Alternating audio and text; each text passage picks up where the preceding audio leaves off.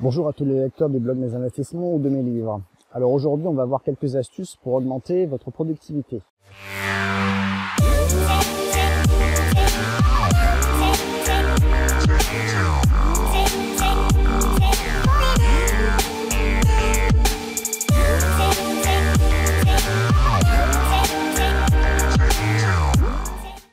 Bon, alors je vais commencer par une petite histoire que plusieurs d'entre vous connaissent sûrement. C'est l'histoire du professeur et du bocal. Alors c'est un professeur dans une salle de classe qui prend un grand récipient vide et qui commence par le remplir jusqu'à ras-bord de pierre.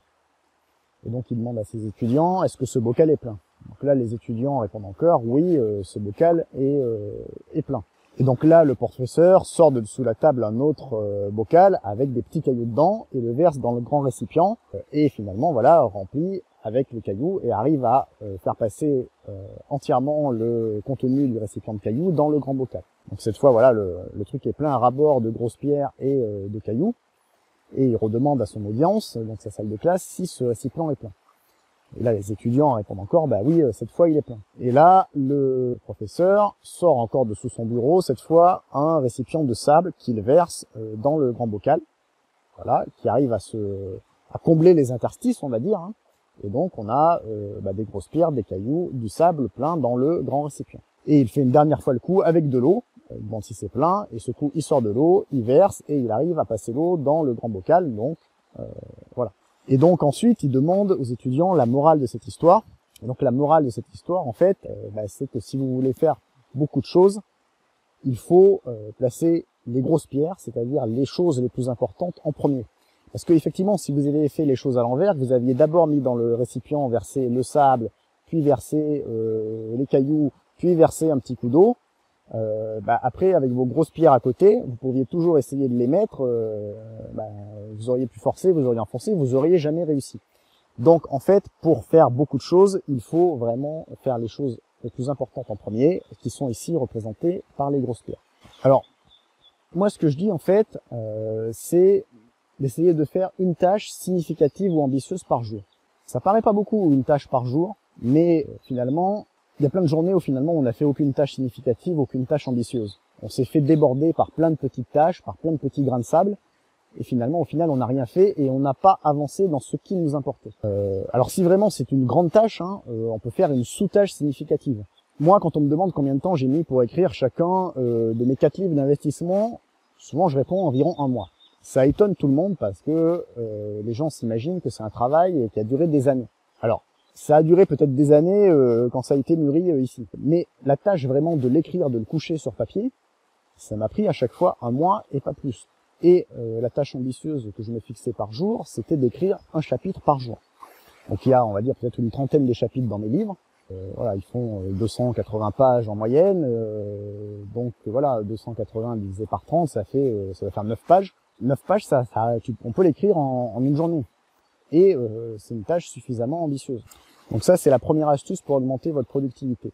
La deuxième astuce que je peux vous donner, j'ai une bestiole qui s'est posée sur mon front pendant que je tourne, c'est sympa de le faire dans les bois, mais ça a quelques inconvénients. Donc la deuxième astuce que je peux vous donner, c'est de bien dormir en fait. Alors, il y en a qui vont vous dire de vous lever tôt pour avoir une plus grande journée et faire plus de choses dans la journée. Il y a des études scientifiques qui montrent que un sommeil inférieur à 8 heures, ça affecte vos capacités intellectuelles. C'est des tests qui ont été faits sur l'armée notamment. Donc en fait, pour que vous ayez vos capacités intellectuelles maximum, il faut des nuits de 8 heures, et à partir de plusieurs nuits de 6 ou 7 heures, vos capacités intellectuelles sont diminuées. Donc finalement, il faut essayer d'avoir un bon sommeil. 8 heures, c'est un bon ordre de grandeur pour pouvoir justement avoir toutes vos capacités pour faire ces tâches ambitieuses et être productif dans la journée qui suit. Et la troisième astuce, c'est, si vous avez quelques problèmes d'organisation, c'est de lire des livres de productivité. Alors, j'en ai peut-être moins en tête que sur d'autres domaines, parce que moi j'avoue que c'est quelque chose d'assez natif pour moi, le côté productif. Avant d'entendre parler de méthode de Pareto, c'était quelque chose que j'avais déjà un peu auto-inventé, et comme ça que je m'étais forgé un peu dans l'enfance. En gros, j'ai toujours été quelqu'un qui optimisait mon rendement sur effort, quoi. Ça faisait d'avoir un peu rire mes camarades. Je me souviens que j'avais un prof de chimie qui était plus intéressé par sa carrière pour la réussite de nos études. et il nous faisait faire que de la chimie, alors que c'était un truc qui comptait pas quand je passais mes concours d'école d'ingénieur. Donc moi, évidemment, voilà, je faisais des maths et de la physique, du français même qui comptait plus que la chimie, et ce prof m'avait pris en grippe. Mais voilà, la chimie, ça comptait rien, donc j'optimisais mon ratio rendement sur effort. Passer plus de temps à faire de la chimie que des maths ou de la physique, moi la carrière de ce prof-là, je m'en foutais un peu, quoi. Donc voilà, c'est pour ça que j'en ai peut-être un peu moins lu. Néanmoins, je vais vous en conseiller deux, et puis je vous laisserai mettre dans les commentaires s'il y en a d'autres qui vous plaisent, pour que ça profite à tout le monde, ceux que vous avez aimés. Alors, le premier, c'est un livre français sous-estimé et méconnu, qui est pas cher, hein, en poche vous devez l'avoir pour moins de 10 €, qui s'appelle La technique du succès d'André Muller. Donc ce livre-là, si vous avez quelques problèmes d'organisation de productivité, il peut vous aider.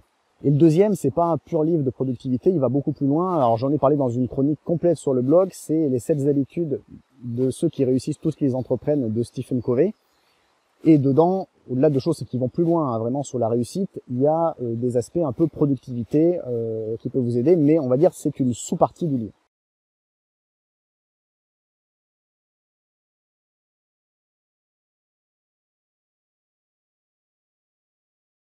Je vous rappelle mes livres sur l'investissement, sur la bourse, sur l'immobilier. Je vous remets les liens dans la description de la vidéo. Je vous mets les liens vers les 2 livres que j'ai cités.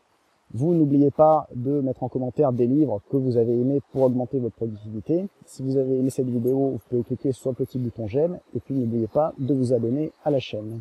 À bientôt sur le blog et sur la chaîne.